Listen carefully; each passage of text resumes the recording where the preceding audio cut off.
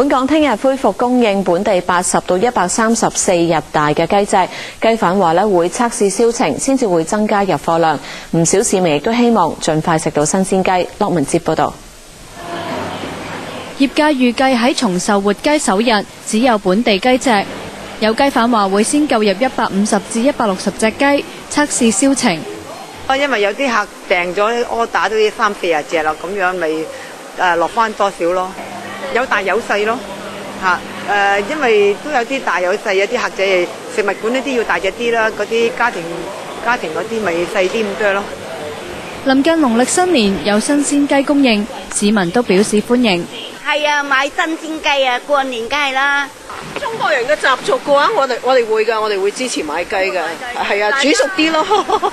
唔少市民都唔擔心雞隻再受禽流感嘅影響，又對政府嘅檢疫工作有信心。唔驚，我對政府有信心嘅，應該係嘛？佢應該 OK 咗先攞出嚟賣嘅，充滿信心。